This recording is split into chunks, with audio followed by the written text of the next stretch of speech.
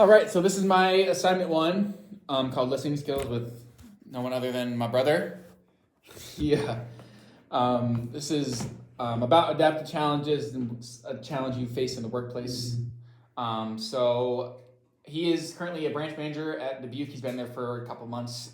So John, explain your job and what you do there. Yep. So, been branch manager at Dubuque for a few months already. It's been a great transition from the airport to there, and I have a lot more things that I take control over, ranging from from the staff on my team to like obviously renting cars, marketing with other businesses and other vendors and dealerships, stuff like that. A lot of customer service things as well. I got to make sure that customers are completely satisfied when they leave the building at Enterprise in the Dubuque office. So a lot of different roles and tasks I have, from the airport to this new store out there in Dubuque. So. Absolutely.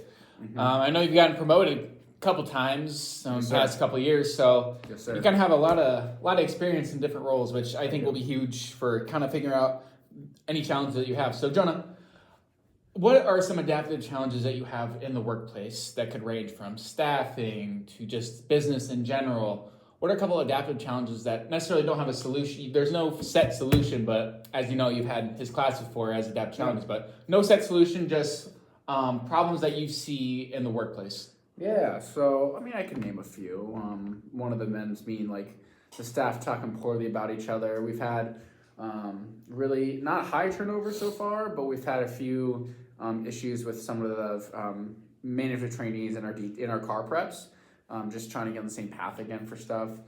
A few other things could be like the staff treating the customers poorly at times. We're kind of picking and choosing who we want to treat our customers with the utmost respect. Absolutely. Especially our regulars or the people that like need replacement rentals because their car got in an accident, or they're at the dealership getting service work on it.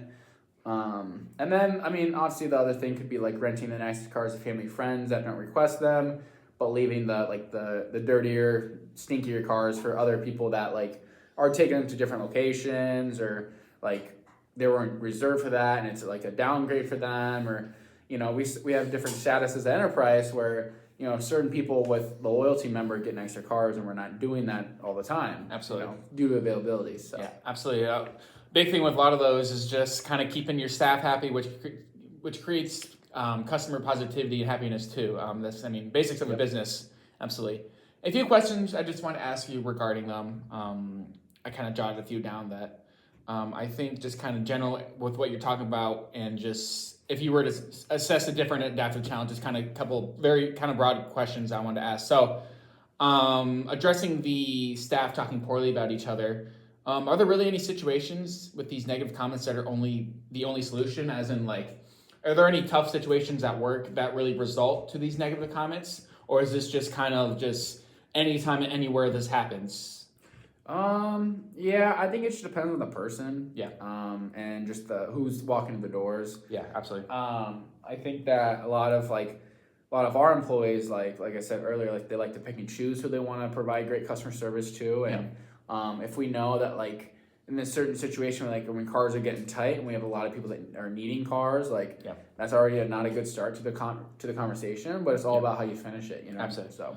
And I know Enterprise, from what you've told me, it just kind of works as a system, because you have your detailers, you have your manager, your branch manager, assistant manager, MITs. So it's kind of like not management versus detailers, but I know they both play a really big role. And once the other side doesn't do their job, it's easy to blame them in that aspect. So I can definitely see how that can absolutely become a problem with just talking poorly about each other, saying they're not doing their job, which again, it's a system and it can be tough. So. Right. Another question I did have jotted down was just treating the customers, kind of branching out that, not about staff treating each other poorly, but staff treating customers poorly when frustrated or very distressed. Because I understand, any industry, any business, there's going to be tough customers. So kind of talk about how that's been a problem in the workforce with you.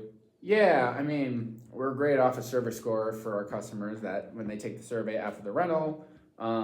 That's kind of just based off of how the staff, it reflects off of the staff and how they talk to our customers. So, if a customer was completely dissatisfied with the rental, they have the opportunity to give the feedback on that. And you know, enterprise doesn't take that lightly. So Absolutely. as you know, as my job as store manager out there is to make sure that every customer that walks through the doors and the rental is completely satisfied. So I guess it's kind of impact it could make on like at the business. And then it's obviously from like a promotional standpoint, like a lot of things that tie back to how the business is operating is from service. So. Absolutely. Yep. And you know, I know you do those service forwards, which plays a big role. And not the end solution, but there's always internal ways you can help with that, treating customers. Right. So, just one more question I wanted to ask. So is there a system in which these cars can be rented to anyone? As in, like, let's say I walk in and I want to get a car. Can you just give me any car, even if somebody's got a reservation, or is it kind of, hey, this person's asked for this car, they need this car? It depends.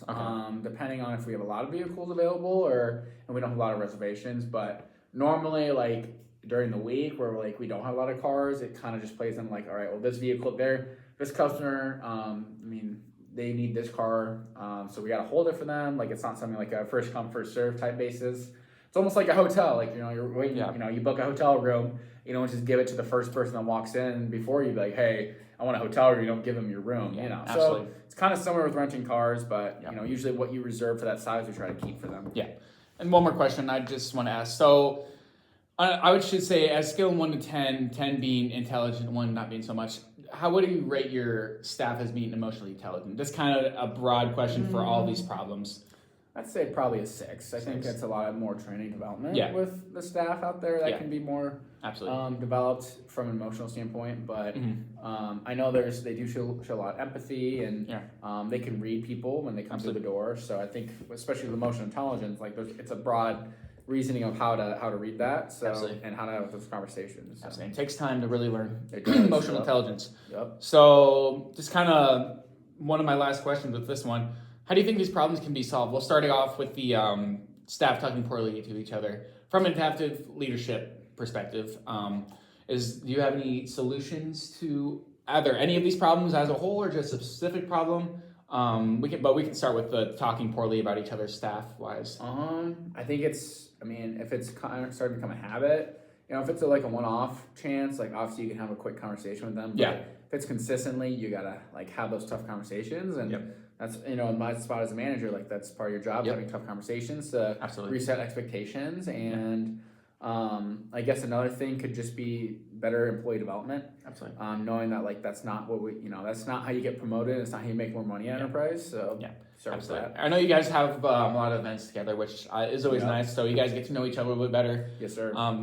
Sometimes being unknown of what's going on, being known of each other helps a lot because you understand the other person's perspective and what they do, and how they act. So I'm glad you guys do that stuff like that.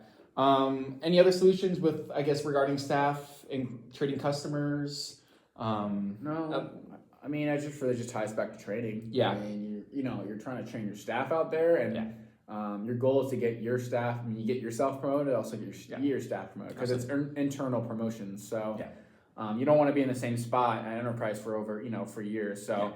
And it starts with, getting back to the basics, taking care of your customers, and then take care of the business follows. So absolutely. Awesome. All right. Any other solutions you have for now? No. All right. Pretty much it. Awesome. I'll give my grand summary real quick so you're off the hook. But so a summary I kind of found of this is what we were talking about, is that really talking to your staff, having heart-to-heart conversations, those tough conversations that he talked about.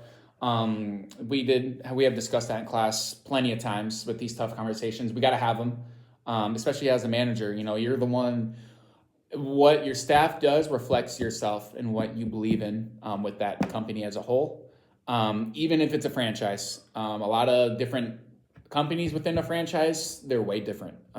You could go across, you can go 100 miles away and that enterprise might be 10 times better, or it could be 10 times worse. They got the same philosophy, but again, it just depends who you have on staff and who's leading that. Another one that he kind of, as a summary as a whole, dealing with this is just knowing each other, gaining that emotional intelligence. I talked about, they do a lot of events with each other.